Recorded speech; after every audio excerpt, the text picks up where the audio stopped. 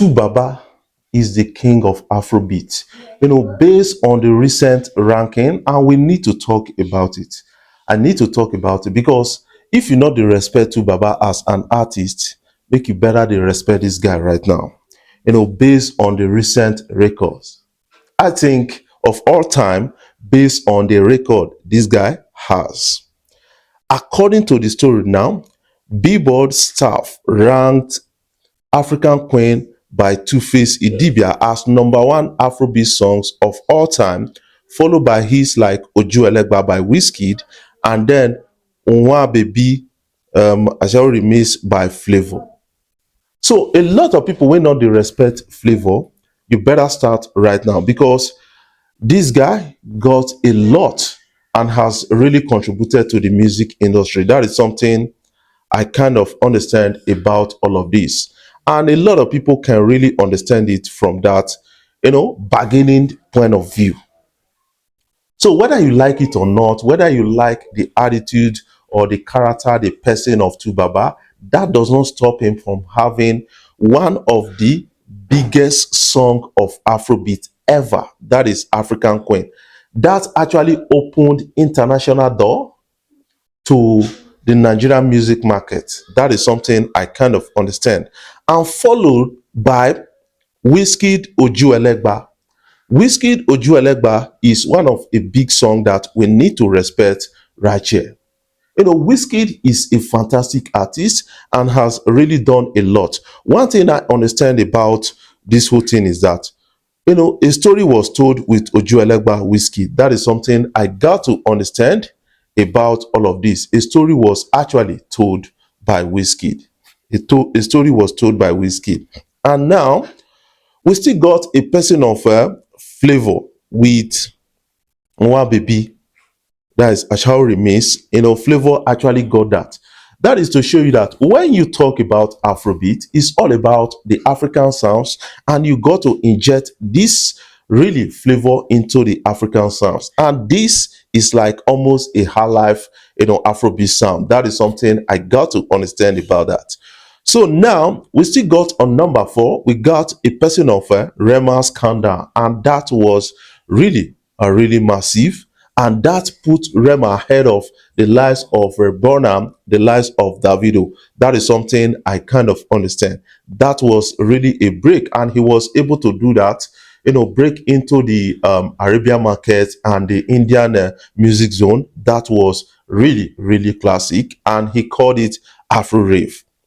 And number 5, Wizkid also pop up with Essence featuring a person of Thames. That was really massive with Made in Lagos album. Right now, we got to give respect to Wizkid because he has actually made impact in Afrobeat. And we still got number 6, Love Wanting Thing. That is coming in from CK, and that was really, I think that also got the element of rave, Afro rave, just like Rema's Kanda remix. Just try and listen and compare these sounds, you will get what I'm saying. But he called his Afro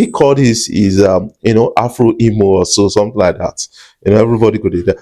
And number 7, we got Oliver Twist, The Bunch. That was really really massive. Oliver Twist by The Bunch was really massive, and then opened the door for The Bunch into the US market, and was able to get into kind of studio with Kanye West, and they got a signed deal with good music. But Don Jazzy was not forthcoming, and a lot went twisted. And number 8, we got Fall by Davido. Fall is a super hit. You know, is a super hit. That song is an evergreen song. That is something you guys need to understand about it. And then on number 9, we got Yeah Yeah by Burna Boy. Burna Boy is a fantastic artist, and we got to celebrate this guy, and has actually made impact in Afrobeat within a short and a long, should I say long, short period of time. That is something I got to understand. And number 10, we got P Square. Although these guys, they don't go solo, but P Square was able to hit that number with Chop My Money remix. So now, what is your own take about all of this? I want you to put your own comments in the comment section so that you can have a take on what you feel.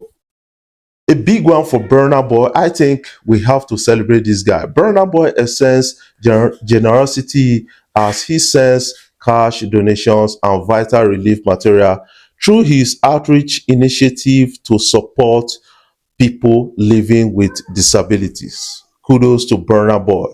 Burna Boy see the try, based on these kind of things. He's been doing a lot. That is what we are supposed to encourage. People we get, make them try, reach out with what they get. That is something I got to understand right here. Jesse, it's okay now. Joshua, it's okay. It's okay. Joshua, it's okay. Do you know that there is a president wey no dey allow make in kaka? If he go your country now, if he come poo, they go carry am. If he come pee, they go carry am go back to their country.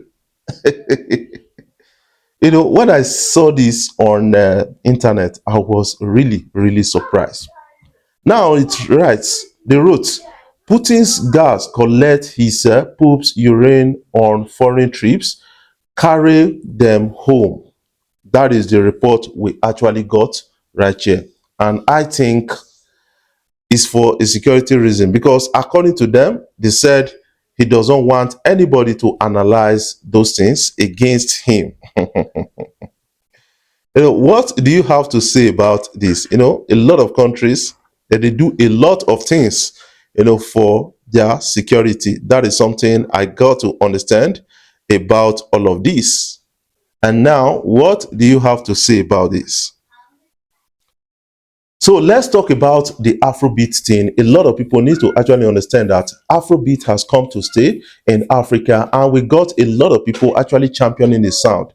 When you talk about the break into international scene of Afrobeat, you should be calling the likes of Two-Face with African Queen, and was able to do that with the help of Kenny's Ogungbe, Kenny's music, and that was really a break point at that. In 2004 or so, we got the likes of Wyclef. They came to Nigeria, did a lot of collaborations with a lot of African Nigerian artists out there. It was beginning to form there. It was beginning to open, and the African Queen was a bang hot out there. But the likes of Akon will tell you that he actually contributed and did, like opened the Afrobeat that a lot of people are enjoying. But Akon actually dropped his album in 2004, but Two-Face also dropped in 2004. But Two-Face album came out earlier than Akon, and Two-Face album was really big at that time, bigger than Akon's album at that time, because Two-Face was able to pin down MTV Base and all those kind of things, awards, the mobile awards and the rest ahead of Akon. So a lot of people can really understand it. But when they are trying to tell this narrative, they are trying to write out African contributors from Afrobeat, and then, the Western validation thing and all those kind of things, the Western people are trying to take up Afrobeat. But that is why I keep saying that we should stop chasing more of Western validation, because that is going to disturb our music industry. So what is your own take about all of this? I want you to put your own opinion in the comment section so that you can have a take on what you feel. Before I jump off, I want to say thank you guys for always coming out to watch my videos, and thank you for the love so far. If you are new here, you can click the subscribe button below, the bell notification icon to always get notifications each time we upload our videos. I love you guys. Keep supporting Afrobeat blog across social media platforms.